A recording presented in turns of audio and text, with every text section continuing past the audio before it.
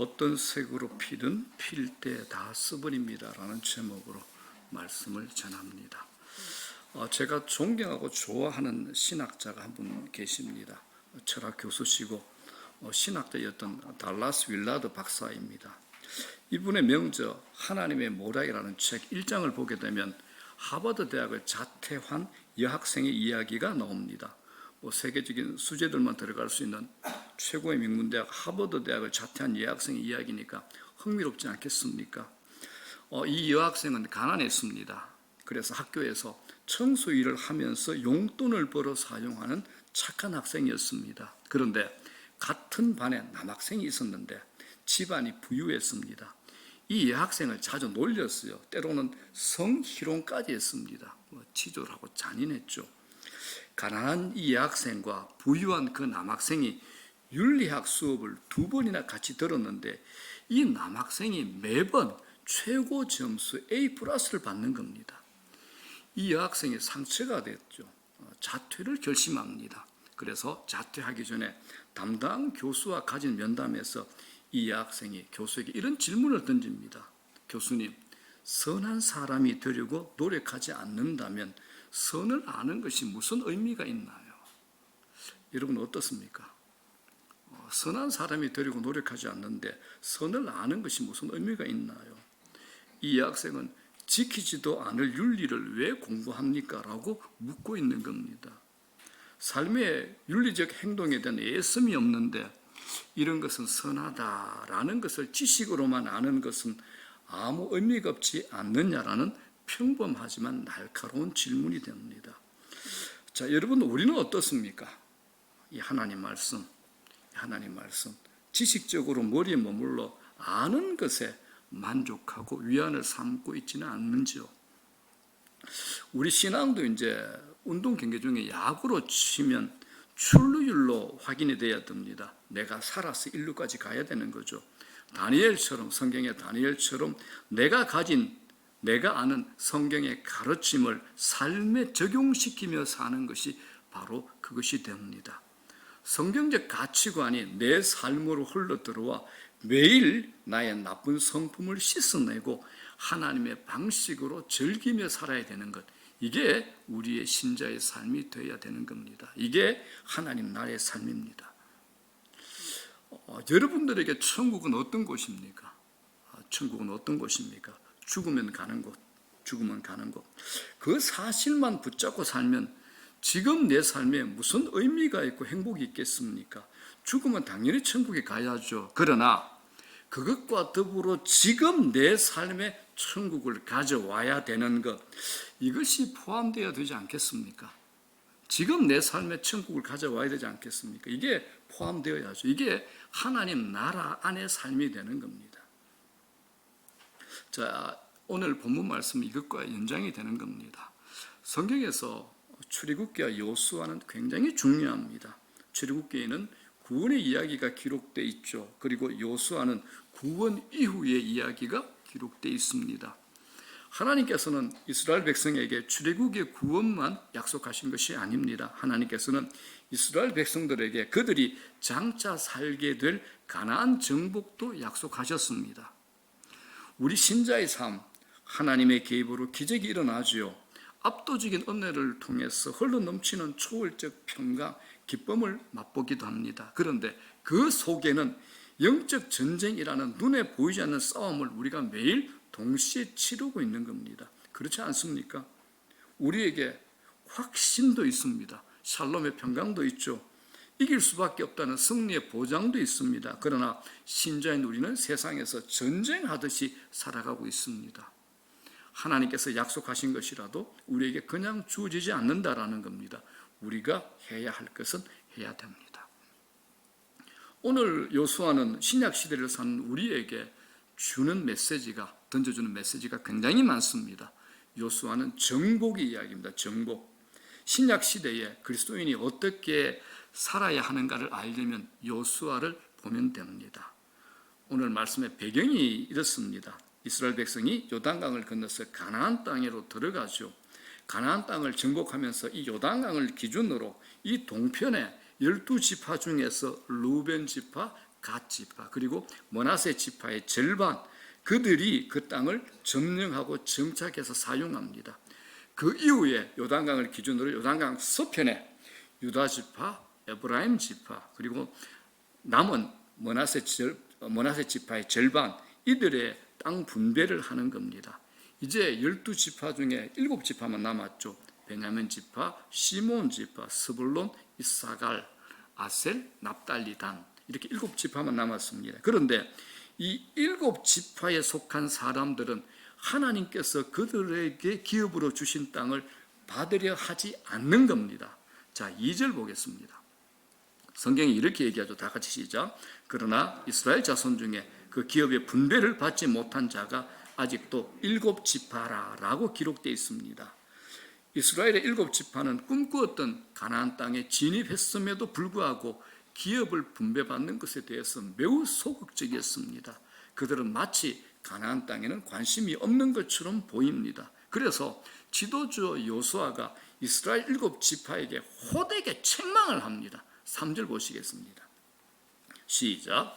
요수아가 이스라엘 자손에게 이르되 너희가 너희 조상의 하나님 여호와께서 너희에게 주신 땅을 점령하러 가기를 어느 때까지 지체하겠느냐 그럽니다. 약속의 땅이 그들 앞에 있습니다. 나아가서 점령하면 됩니다. 그런데 이들은 이 땅을 점령하는 것을 지체했습니다. 그걸 보고 있는 지도자 요수아가 책망을 하죠. 꿈에 그리던 가나안 땅이 그들 앞에 있습니다. 하나님께서 이스라엘 백성들에게 가나안 땅을 주신 겁니다. 실제로 이스라엘 백성들은 가나안에 살고 있는 토종 원주민들과 싸울 때 이길 확률은 거의 없습니다. 무기나 체격이나 정신력 어느 것 하나 이스라엘 백성들은 가나안 땅 원주민들과 잽이 되지 않습니다. 그러나 이스라엘 백성들이 가나안 땅을 정복하게 된 것은 하나님의 약속이 있었습니다. 그 약속을 신실하게 지키시는 하나님의 전적인 개입으로 싸워서 이기게 된 겁니다. 자, 그런데 이스라엘 백성들이 그냥 머물러 있습니다. 도대체 이스라엘 백성들의 무엇이 문제일까요? 그들은 그냥 그 자리에서 쉽게 만족해 버린 겁니다. 물론 이들의 애굽 430년 노예 생활, 40년 광야를 벗어나는 것, 거기다가 요단강을 기적적으로 걷는 것 만족할 수 있습니다. 이 모든 것이 하나님의 주권적인 개입을 통한 것입니다. 그래서 가나안 땅을 밟는 것만으로도 만족할 수 있는 겁니다. 그런데 그들에게는 앞으로 나아가기만 하면 하나님께서 약속하신 땅이 있는데 이들은 앞으로 나가려고 하지 않은 겁니다. 현실에 두 발 뻗고 안주하고 있는 겁니다. 자, 여러분, 사람이라면 누구나 연약하여 현실에 안주하려고 할 때가 많습니다. 이 정도면 충분하다 이렇게 생각하고 현실에 안주하려고 합니다. 성급하게 만족하려고 하는 거죠. 그런데 신앙의 여정에서는, 신앙생활은 쉽게 만족하려고 해서는 안 됩니다. 코로나19를 지나면서 경제활동을 하는 사람들에게 제가 조심스럽게 물어보는 게 있습니다. 요즘 하시는 일 어떻습니까? 그러면 이제 현상 유지는 됩니다 라는 말에 반가운 안도의 마음을 제가 갖곤 합니다. 그런데 여러분, 신앙생활은 현상 유지 없습니다. 신앙생활은 현상 유지를 하려고 하면 자연스럽게 하락하게 되어 있습니다. 자연스럽게 하락합니다. 제가 은퇴를 하게 되면 그동안 오랫동안 목사로 살았으니까 그냥 가만히 있어도 저희 영성이 현상 유지가 될까요? 어떻게 생각하십니까? 절대 그런 일 없습니다. 저도 기도와 묵상을 하지 않고 더 가까이 하나님께 나가지 않으면 무덤덤한 일상의 평신도처럼 되어버리고 맙니다. 유실론적 신학자, 철학자 키에르케고르 아시죠? 절망은 죽음에 이르는 병이라는 유명한 말을 한 이분이 아주 재미있게 쓴 그 위에 우화라는 재미있는 얘기가 있어서 제가 소개를 합니다. 담장이 높은 마당에 거위들이 모여 살고 있었습니다. 맛있는 옥수수가 땅에 널려 있었고 앞마당은 안전해서 거위들은 참 행복합니다. 어느 날 아주 똑똑한 철학자 거위가 그들에게 딱 나타나서 담장 너머 세계에 대한 얘기를 들려주는 겁니다. 여러분, 담장 밖에 너무나 아름다운 세상, 멋진 세상이 있어요. 그곳엔 사막의 황무지도 있고 푸른 꼴짜기도 있고 나무 우거진 산도 있는데 우리는 농가 이 마당에 이렇게 갇혀 있잖아요. 그건 우리가 눈을 들어 하늘을 바라보지 않고 이 땅, 이 앞마당에 진흙 웅덩이에 만족했기 때문이에요. 그 강의를 들은 많은 거위들이 감동을 받았죠. 그런데 철학자 거위가 한마디 더 합니다. 우리가 거위지만 날개도 갖고 있다는 사실로 한마디 더 합니다. 여러분, 날개가 날기 위한 것이 아니라면 무엇을 위한 것이겠습니까? 이 말을 들은 많은 거위들이 이 한마디에 흥분하게 된 겁니다. 그래서 몇 달 동안 철학자 거위의 말을 분석하고 감동하면서 흥분하면서 보냅니다. 마침내 이 거위들이 하늘을 나는 것이 갖는 영적 의미에 대한 멋진 논문도 한번 써보는 겁니다. 그런데 이게 그들의 전부였습니다. 그들은 제일 중요한 한 가지를 하지 않았습니다. 뭘요? 날지 않는 것. 제일 중요한 것, 이걸 하지 않은 겁니다. 왜요? 여전히 옥수수는 맛있고 그들이 살고 있는 앞마당은 안전했기 때문입니다. 사랑하는 여러분, 이 이야기가 거위의 이야기만일까요? 어리석게 보이는 이들의 선택과 행동에서 우리의 신앙 모습이 보이지는 않습니까? 안전지대에 그냥 머물고 싶은 것, 현상 유지하고 싶은 것, 우리의 모습 보이고 싶지 않습니까? 거위들의 진짜 속마음이 이 이야기의 마지막 문장에 이렇게 담겨 있죠. 여전히 옥수수는 맛있고 그들이 살고 있는 앞마당은 안전하기 때문입니다. 이게 거위의 속마음이죠. 이 부분에 감추어진 우리의 신앙도 들켜버렸네요. 여기에 우리도 포함되는 겁니다. 오늘 요수아서나 또 성경의 수많은 믿음의 선배들이 우리에게 믿음의 행보를 걸어보라고 격려하지만 우리는 여전히 거위처럼 앞마당에 남는 쪽을 선택하고 있는 겁니다. 여전히 앞마당에 남는 것. 우리도 이런 유혹을 받습니다. 그냥 안전지대에서 만족하려고 합니다. 여러분, 안전지대에 만족하면 목표를 잊어버립니다. 성급하게 안전지대에서 만족하는 것 매우 위험합니다. 영적으로는 매우 위험한 겁니다. 누구나 처음에는 치열하게 싸우잖아요. 목표가 분명합니다. 그러다가 어느 정도 시간이 지나면 나태해지죠. 루스해집니다. 해이해집니다. 이스라엘 백성들이 여리고성을 정복할 때는 굉장히 치열했습니다. 그런데 두 번째 아이성을 정복할 때는 매우 해이해졌습니다. 실패하고 말았죠. 여리고성에서 크게 승리한 이후에 마음을 놓았기 때문에 그렇게 된 겁니다. 우리가 천국 가는 티켓 한 장 손에 쥐어 구원받은 것으로 만족해서는 안 됩니다. 구원받은 것은 끝이 아니라 시작입니다. 구원받은 이후가 중요합니다. 왜냐하면 하나님께서는 목적을 가지고 우리를 구원하셨기 때문에 그렇습니다. 그래서 우리가 위대한 사도 바울의 고백을 한번 들어볼까요? 빌립보서 3장 12절. 사도 바울이 자기 삶을 이렇게 설명합니다. 시작. 내가 이미 얻었다 함도 아니요 온전히 이루었다 함도 아니라 오직 내가 예수 그리스도께 잡힌 바 된 그것을 잡으려고 달려가노라라고 기록되어 있습니다. 바울은 바울 같은 사람도 자신이 무엇인가 이루었다고 생각하지 않았습니다. 쉽게 만족하지 않았습니다. 그래서 바울은 달려간다라고 표현합니다. 지금도 달려간다. 자, 뒤에 14절 다시 한번 보겠습니다. 14절 시작.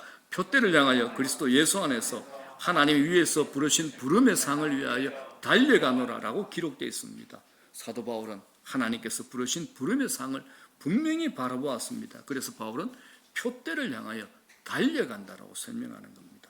바울은 멈추어 있지 않았습니다. 바울 인생의 마지막 유언장 같은 말씀이 있죠. 디모데후서입니다. 디모데후서 4장 7절을 한번 보겠습니다. 다 같이 시작. 나는 선한 싸움을 싸우고 나의 달려갈 길을 마치고 믿음을 지켰으니라고 기록되어 있습니다. 이 세 개 말씀 중에 반복적으로 등장하는 한 단어가 있죠. 뭡니까? 달린다라는 단어죠. 달린다입니다. 바울은 달린다는 표현을 많이 썼습니다. 전쟁터에서 적진을 향해 달려가는 군인의 모습을 연상시킵니다. 바울은 경주자입니다. 목표를 향해서 계속 달려가는 겁니다. 그러므로 여러분, 믿음 생활을 단순하게 생각해서는 안 됩니다. 믿음 생활을 교회 다니고 직분 받는 정도로 생각해서는 안 된다라는 겁니다. 세월의 흐름에 따라 신앙이 영역이 넓어지고 신앙이 깊어지셔야 됩니다. 그러므로 신앙은 여러분 신선한 음식과 같습니다. 보관하려고 냉장고에만 넣어두면 맛이 떨어집니다. 어떻습니까? 좋은 음식 재료 보관하려고 냉장고에 넣어두면 맛이 떨어지잖아요. 신앙도 똑같습니다. 신앙을 현상 유지나 보관 수준으로 두시면 안 됩니다. 거기에 머무르시면 절대 안 된다는 겁니다.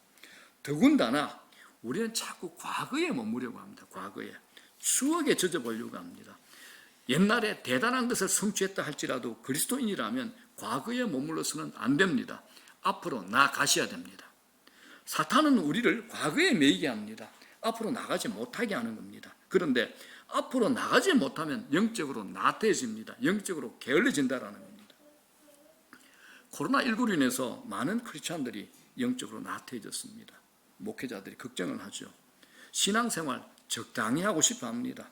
교회에 나오는 횟수도 줄고 교회에서의 활동이 줄어들음에 따라 헌신하려고 하지 않습니다. 어쩔 수 없지. 이렇게 이제 자기 위안을 삼습니다. 그래도 내가 이 정도면 충분하다라고 또 자기 만족도 합니다. 이게 무서운 게 뭐냐? 앞으로 나가야 되는데 앞으로 나가지 않고 멈추어 있는 겁니다.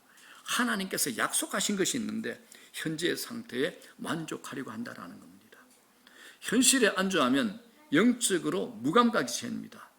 하나님의 일하심이 보이지 않습니다. 기대감이 희미해집니다. 영적으로 사모하는 것도 없습니다. 하나님께서 약속하신 복 갈망하지도 않고 기대하지도 않습니다. 영적 권태감에 빠져서 그냥 몽롱하게 시간만 보내는 겁니다. 자, 여러분들에게 묻고 싶은 게 하나 있습니다. 우리가 사는 이 땅에 늙은 꽃이 있나요? 늙은 꽃, 머리에 할미꽃, 이렇게 대답하시면 수준이 들통나시는 겁니다. 그죠? 이 땅에 늙은 꽃은 없죠. 꽃은 짧은 한 철을 위해 온 생을 다 쏟습니다. 그러죠, 그죠? 꽃의 생애는 순간이지만 자신에게 허락된 색을 다 써버리는 겁니다. 꽃은 오늘 주제입니다. 꽃은 어떤 색으로 피든 자기가 필 때 그 색을 다 써버립니다. 우리가 이런 꽃의 마음을 갖게 된다면 어떤 일이 생길까요? 우리가 이런 꽃의 마음을 가지게 된다면 어떤 일이 생길까요? 대충 사는 일은 절대로 없을 겁니다. 어떻습니까? 그렇지 않습니까?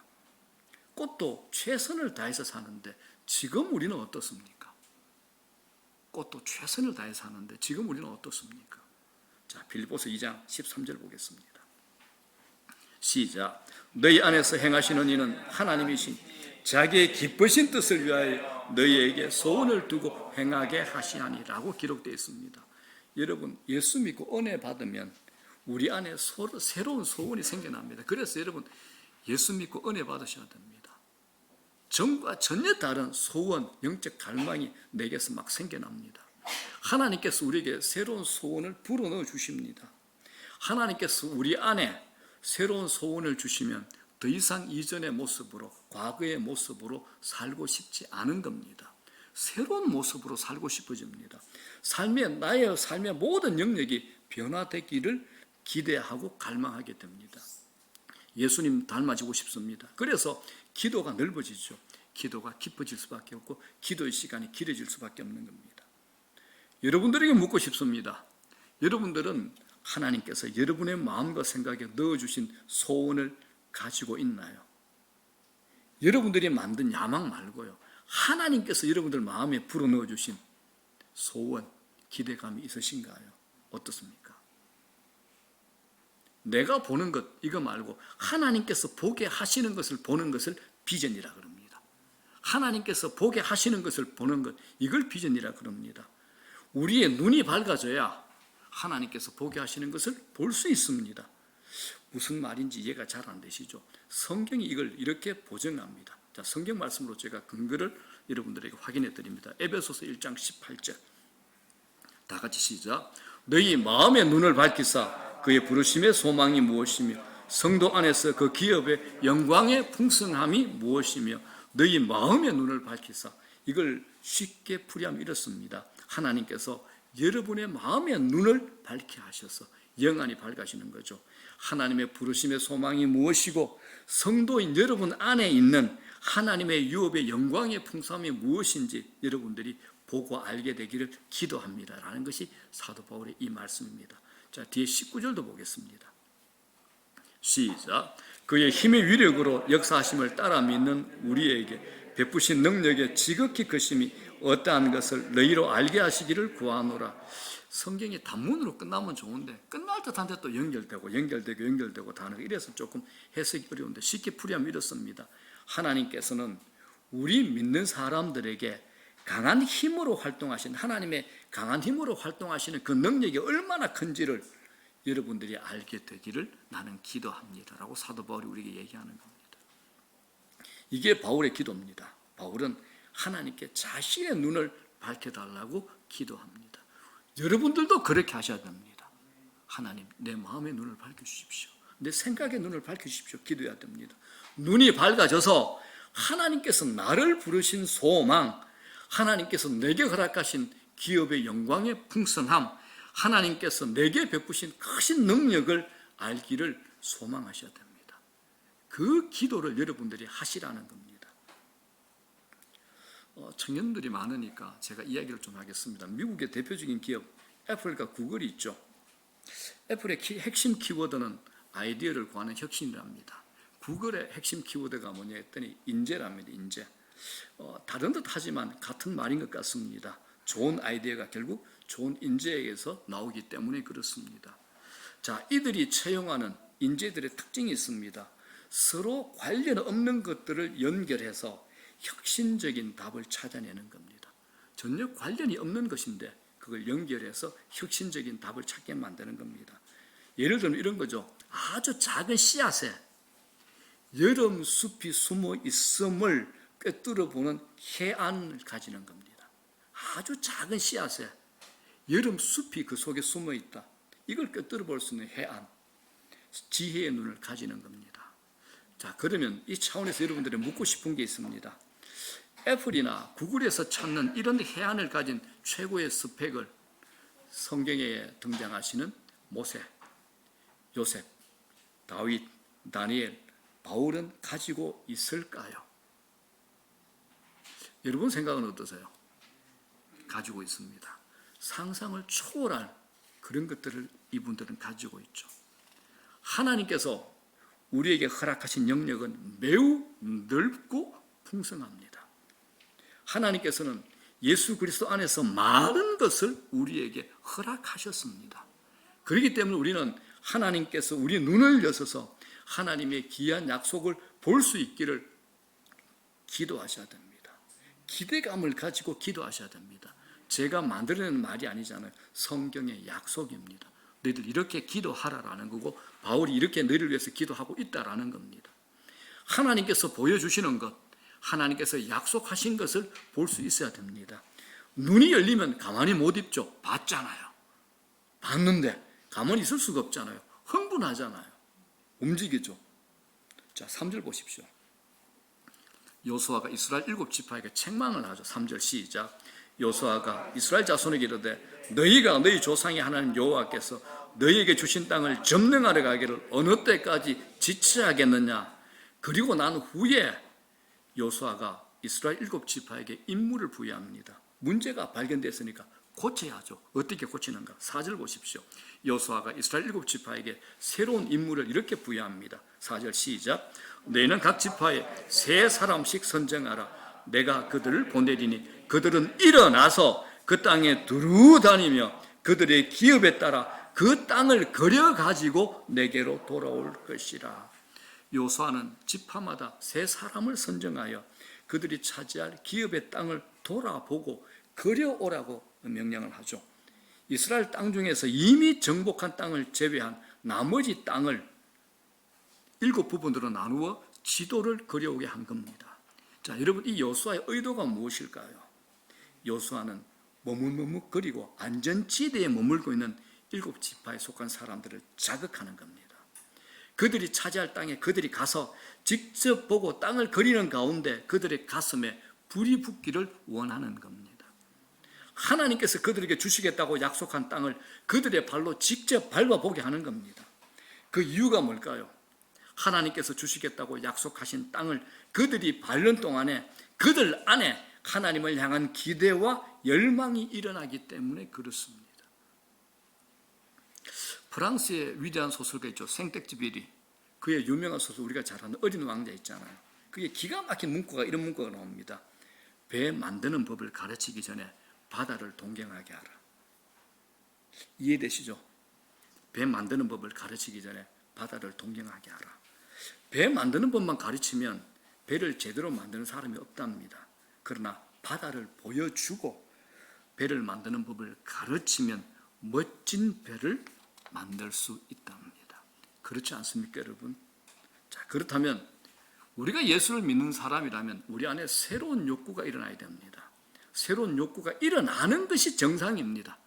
아무렇지 않아요. 이게 비정상입니다. 우리는 자꾸 교회에서 비정상인 것을 당연한 것처럼 생각하는데 아닙니다. 새로운 욕구가 일어났어야 이건 기적이 아니고 이게 정상입니다. 새로운 욕구가 일어나셔야 됩니다. 왜요? 우리가 모시고 있는 예수 그리스도 그분은 창조주이시기 때문에 그렇습니다. 자, 제가 성경으로 몇 가지 증명을 해볼게요. 자, 요한복음 1장 3절. 다 같이 시작. 만물이 그로 말미암아 지은 바 되었으니 지은 것이 하나도 그가 없이는 된 것이 없느니라. 만물. 그는 누굽니까? 예수 그리스도이십니다. 예수 그리스도는 온 우주와 세상을 지으시고 만드신 창조주이십니다. 그리고 예수 그리스도는 우주와 이 세상을 질서 가운데서 지금 통치하고 지배하고 다스리고 계십니다. 마태복음 28장 18절입니다. 시작. 예수께서 나와 말씀하여 이르시되 하늘과 땅의 모든 권세를 내게 주셨으니 예수님께서 지금 통치하고 다스리고 지배하고 계시는 겁니다. 하늘과 땅을 다스리는 권세를 가지신 분입니다. 더 놀라운 것, 이런 창조주여 통치자이신 예수 그리스도를 내가 믿게 될 때 내 안에 이분이 영으로 들어오신다라는 겁니다. 안 믿기죠? 제가 성경으로 증명할게요. 자, 고린도후서 13장 5절 다 같이 시작. 예수 그리스도께서 너희 안에 계신 줄을 너희가 스스로 알지 못하느냐. 그렇지 않으면 너희는 버림받은 자니라. 내 안에 계신 줄 믿지 못하겠습니다. 버림받은 자인 겁니다. 하나님의 나라의 바깥에 있는 분입니다. 하나님의 계획의 구원 계획 바깥에 있는 분입니다. 하나님 백성이 아닌 이방 사람이라는 겁니다. 예수 그리스도께서 너희 안에 계신 줄. 이건 남의 얘기라 충고가 아니라 네 스스로 알지 못하느냐라는 질문입니다. 그렇습니다, 여러분. 우리가 예수 믿는다는 것, 내가 예수 믿는다는 것, 창조주요, 구원주요, 이 세상을 다스리는 그분이 영으로 내 안에 들어와 머물고 계신다는 겁니다. 대단하지 않습니까? 그렇다면 이분이 우리 안에 계신데 새로운 욕구가, 거룩한 욕구가, 거듭남의 욕구가 생겨야 정상이지 않을까요? 그대로 있는 게 정상일까요? 그렇지 않잖아요. 생겨야 정상입니다, 여러분. 우리가 예수님 믿기 전에는 마음의 욕구가 있어도 좋지 않은 욕구로 가득했습니다. 죄를 지음으로 즐거움을 경험하기도 했죠. 그러나 우리가 예수를 믿게 되는 은혜 안으로 들어간 후에 우리 안에 새로운 욕구가 생깁니다. 거룩한 갈망이 생기죠. 눈에 보이지 않지만 그것을 믿게 되는 믿음을 가지게 되는 겁니다. 그래서 이 말씀을 히브리서 11장 1절에 이렇게 얘기하죠. 뭐라 그럽니까? 믿음은 바라는 것들의 실상이다. 보이지 않지만 그것들이 증거가 된다라고 성경은 말씀합니다. 이게 믿음입니다. 남들이 보지 못하는 것을 보는 사람이 있죠. 남들이 보지 못하는 걸 보는 걸 믿음이라 그럽니다. 오늘날 코로나19 이 시대에 믿음의 사람이 필요합니다. 저는 여러분들이 믿음의 사람이 되면 좋겠습니다. 믿음의 사람들 되십시오. 믿음의 사람은 앞을 봅니다. 믿음의 사람은 멈춰 있지 않습니다. 믿음의 사람은 늘 움직입니다. 믿음의 사람은 흥분하고 있습니다. 늘 설렘이 있습니다. 가슴이 뛰죠. 마음속에 새로운 소원이 생깁니다. 믿음의 사람은 할 일을 다 했다라고 말하지 않습니다. 믿음의 사람은 한 가지 일이 끝나면 새로운 일을 시작합니다. 새로운 목표가 생기죠. 마음에 소원이 일어납니다. 시골에 가보시면 시골 마당에서 닭은 풀어놓고 키워도 멀리 가지 못합니다. 닭도 자기 나름대로 그어놓은 선까지만 갔다가 돌아서 온다고 합니다. 그러죠. 우리 마음에도 이게 있습니다. 가상의 선이 있어서 자신이 그어놓은 선만큼만 그 안에서만 생각하고 멈추는 겁니다. 이 가상의 선을 넘으려면 자기 믿음에 대한 확신이 있으셔야 됩니다. 하나님께 쓰임받은 사람들의 공통적인 특징이 있습니다. 각자 재능은 달랐지만 한 가지 확실한 게 있습니다. 주님의 약속을 믿은 것, 오로지 주님만 의지하며 살았다라는 겁니다. 우리가 아브라함의 믿음 자주 덜먹입니다. 얘기 자주 합니다. 그런데 정작 우리 자신은 익숙한 본토를 떠나지 못하고 있는 겁니다. 왜요? 익숙함, 안전지대, 기득권의 환경이 좋거든요. 그 위들의 앞마당, 거기가 안전하기 때문에 못 떠나는 겁니다. 이게 우리 모습이라는 겁니다. 자, 말씀 정리합니다. 오늘 여호수아는 이스라엘의 7지파가 하나님께서 약속하신 땅을 보지 못하고 지체하는 것이 너무 안타까웠습니다. 그래서 너희가 너희 조상의 하나님 여호와께서 너희에게 주신 땅을 점령하려 가기를 어느 때까지 지체하겠느냐, 책망까지 합니다. 이 7지파는 뭡니까? 눈앞에 보이는 것만 봤습니다. 눈앞에 있는 것만 보는 걸 뭐라 그러냐? 근시 안의 문제라고 합니다. 이들은 눈앞에 있는 것만 전부라고 생각하는 겁니다. 자기가 경험하여 그어놓은 경계, 가상의 선을 넘어가기를 두려워하는 겁니다. 그런데 여러분, 신자는 멀리 보는 눈을 가지셔야 됩니다. 신자는 멀리 보셔야 됩니다. 멀리 보는 사람이 하나님의 일을 할 수 있습니다. 하나님께서 서시는 사람, 눈앞에 현실만 보는 사람 아닙니다. 눈앞에 현실만 보는 사람의 특징이 있죠. 조급하다는 것. 여러분들 인생에 사고 치는 그 자리에 항상 뭐가 있느냐? 조급함이 있었습니다. 서두름. 눈앞에 있는 것만 보게 되는 거죠. 그래서 여호수아는 이스라엘 7지파 사람들로 하여금 그들이 차지할 기업의 땅을 직접 보게 한 겁니다. 그리고 그 땅을 그리워오게 했죠. 보는 것 중요합니다. 본 것이 있으면 안주할 수 없습니다. 대충 봐서는 그 땅 그릴 수가 없습니다. 여러분 다녀와야 그 땅을 그릴 수 있고 자세히 살펴야 그 땅을 그릴 수 있습니다. 사랑하는 여러분, 저와 여러분 모두 죽을 때까지 할 일이 있습니다. 우리 모두 죽을 때까지 할 일이 있습니다. 사명이 있기 때문에 우린 지금 살아있는 겁니다. 사명이 있기 때문에. 우리가 정복해야 할 영역이 많이 있습니다. 자, 이런 얘기 했더니 연세 드신 권사님께서 목사님, 내가 이제 나이가 70이 넘는데 제가 무슨 사명이 있습니다. 키운 자녀들, 손자들, 그들이 꿈을 가지고 하나님으로 살아가게끔 그들을 보면서 꿈을 키우시는 겁니다. 그게 사명입니다. 하나님께서 그 사명을 할머니들에게, 나이 드신 어머니들에게 주시는 겁니다. 하나님께서는 전투력 있는 사람을 부르십니다. 하나님께서는 앞을 향해 나가는 사람을 사용하십니다. 비전은 특별한 사람에게만 있는 것 아닙니다. 신자라면 모든 비전을 가지셔야 됩니다. 하나님께서 각 사람에게 보여주시는 것이 있다라는 겁니다. 사랑하는 여러분, 하나님께서는 우리 그리스도인에게 풍성한 삶을 약속하셨습니다. 마른 쑥은 짜는 것, 바다 꺾는 것 아닙니다, 여러분. 풍성합니다. 부유합니다. 충만한 것을 약속하셨습니다. 가슴 뛰게 하는 세계가 우리 앞에 있다라는 겁니다. 발로 밟고 나가셔야 됩니다. 영적 나태를 극복하셔야 됩니다. 자꾸 안일함에 머무는 것을 합리화시키지 마십시오. 주저앉아 있지 마십시오. 하나님께서 우리 통해 역사하십니다. 하나님께서 위기를 기회로 바꾸십니다. 이 성경의 이야기는 전부 역설이잖아요. 성경의 모든 스토리가 뭡니까? 위대한 믿음의 선배들 이야기가 뭡니까? 역전의 이야기입니다. 역전의 이야기로 가득합니다. 하나님께서 이기게 하십니다. 하나님께서 역전하게 하십니다. 그러므로 지금까지 여러분들이 여러 번 실패했더라도 포기하지만 않는다면 우리에게 예비된 하나님의 산에 오를 수 있습니다. 그 첫 시작이 뭐냐? 가상의 선을 넘어서는 익숙한 생각들을 뒤집어 보는 겁니다. 하나님, 내게 거룩한 욕구, 거룩한 갈망, 거룩한 비전 하나님께서 주시고자 하는 것을 주십시오라고 기도하고 붙잡는 겁니다. 하나님 아버지시기 때문에 달라는데 절대 아끼지 않습니다. 주십니다. 내 달란트대로. 믿음의 선배들이 이걸 경험했습니다. 사랑하는 여러분, 성경의 수많은 약속을 내 것이 되게 해야 되지 않겠습니까? 내 것이. 이게 영적 기념비를 만드는 겁니다. 하셔야 됩니다. 영적 기념비 저절로 생기지 않습니다. 이것 하셔야 됩니다. 찬양.